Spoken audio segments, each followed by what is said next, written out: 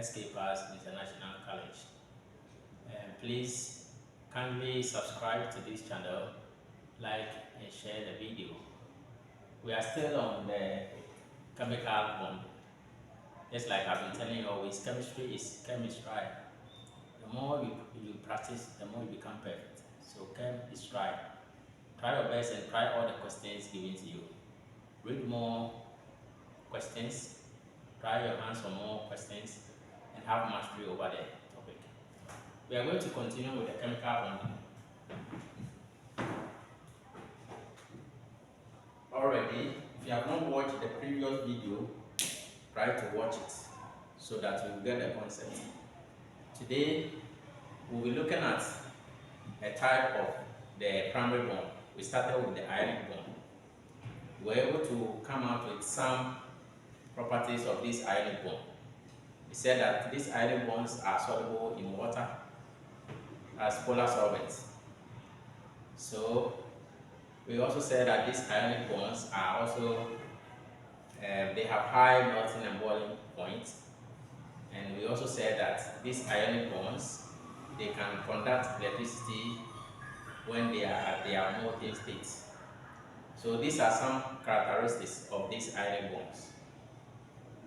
And today, in this video, we are going to pay attention to some factors that affect ionic bond formation. And then also look at a particular concept in this ionic bond formation related to what we call lattice enthalpy. So let us look at a typical example of this ionic bond. We have already said that before ionic bonds can occur, there should be one positively charged atom and another negatively charged atom. And there is a force of attraction between this positively charged atom and negatively charged atom, which is called an electrostatic force of attraction. So, looking at this sodium and chlorine, this is going to have positive charge and negative charge. And when we bring them together, they form sodium chloride. The bond that is existing between that is an ionic bond. Now, let's look at some factors that affect these ionic bonds. The very first thing we have to look at factors affecting ionic bond formation.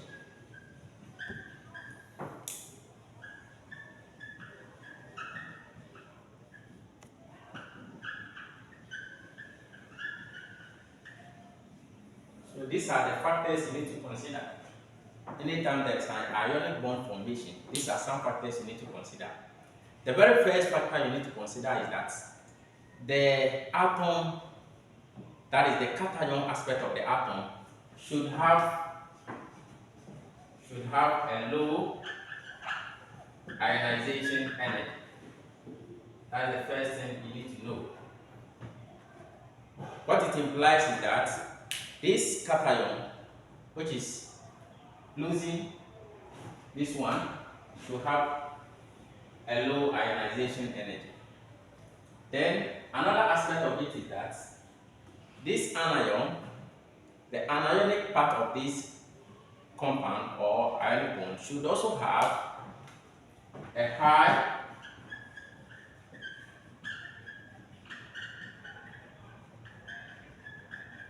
electronegativity. So this is just opposite. While this is the cation is having a high ionization energy, the anion is also supposed to have a high electronegativity. It implies that this cation or the atom which is losing should have a larger atomic radii or a larger atomic size. That is the implication. And this anion, which is also having a high electronegativity, must also have a smaller atomic size or atomic radii. So these are the basic factors. There is another important factor we consider when it comes to ionic bond formation, and that is what we call lattice enthalpy.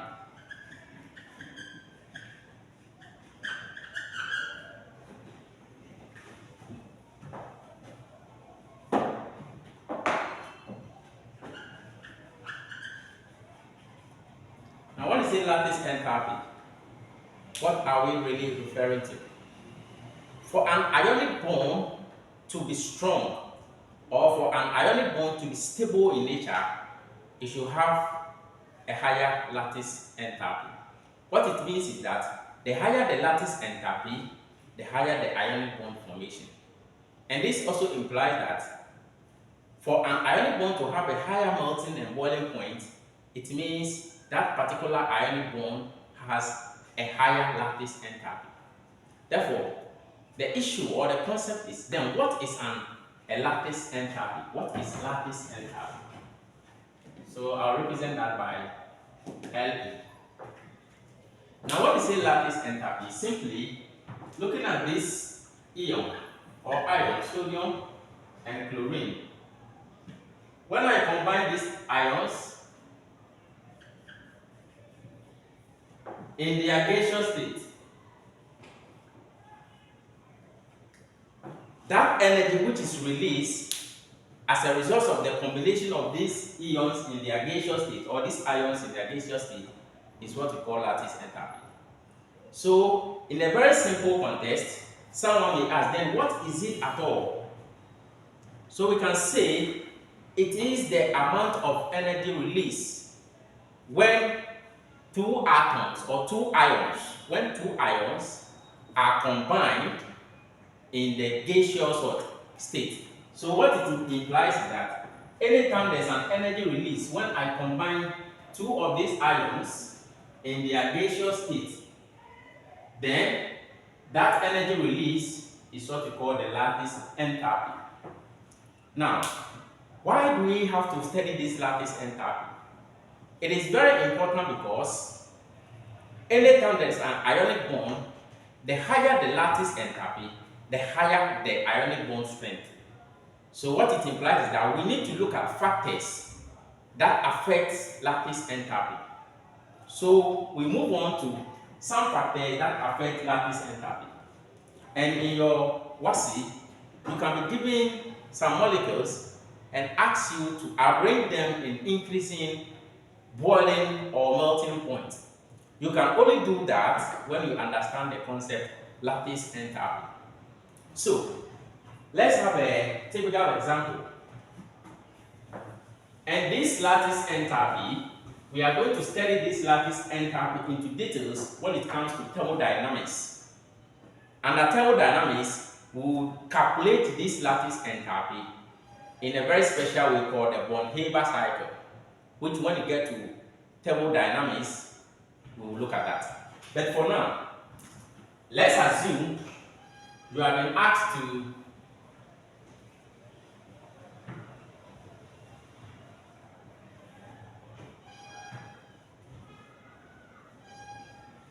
arrange the following in increasing lattice enthalpy. This same question can be reframed as arrange the following in increasing boiling point, given reasons. So anytime a question like this is given, you need the concept of lattice enthalpy. Now, we need to understand certain factors in order to get this concept clear. Now, anytime we are given a concept for molecules like this to find the lattice enthalpy strength, the first thing you need to consider is to find the product of their charges. The higher the product of a charge, the greater the lattice enthalpy. The smaller the product of a charge, the smaller the lattice enthalpy. So what do you mean by that? So let's use the first factor to explain this particular question. For instance, if we are asked to arrange the following in increasing lattice enthalpy, or someone will say in increasing boiling point, then we can easily calculate for the product of their charges. But in this case, the charges will refer to the valences. We don't normally include the charge itself. So the charge of this magnesium is 2. That is the valence. So 2 by chlorine 1. We don't consider the atomicity as well. So the first one is given as 2. Let's come to magnesium oxide. This is also 2 times the charge of this is 2. So this is given as 4. And this one, magnesium is 2 and nitrogen is 3. So this is given as 6. So in this example, you can attest to the fact that magnesium nitride is having the highest number of products. Therefore, it is more stable when it comes to ionic bonds. So this molecule is stable, or the most stable, or this has the highest lattice enthalpy compared to this and that. So you need to be very careful. Anytime a question is asked, you can easily use that concept to find out the one which is more stable. It also implies that in increasing boiling or melting point, this one has the highest. So let's look at this. Magnesium, this will be having a higher lattice enthalpy. Then move to magnesium oxide. Then we can move to magnesium chloride.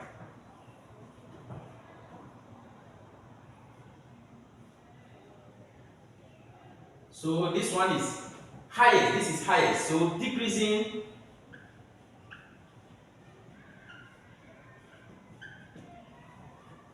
means from the highest to the lowest. We say increasing from the smallest to the highest. So decreasing lattice enthalpy, we will say that this molecule has the highest lattice enthalpy.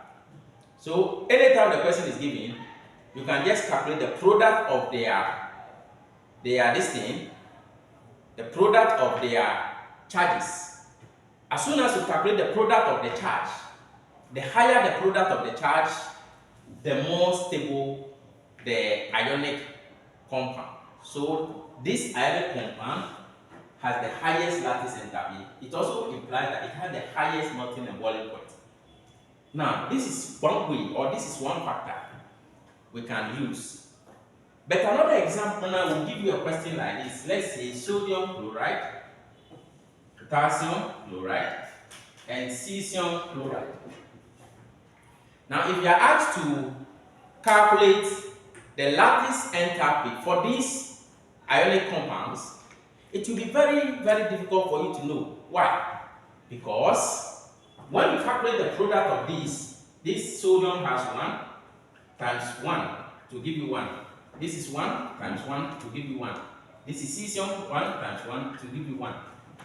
Since the product of their valences or their charges is the same, you cannot use the first factor in determining this. So here, the factor we are going to use is that the bigger the size of the atom, the smaller the lattice enthalpy. The smaller the size of the atom, the higher the lattice enthalpy. So in this case, we can say that, look at sodium. The chlorines are equal. So sodium, you consider sodium, potassium, and cesium.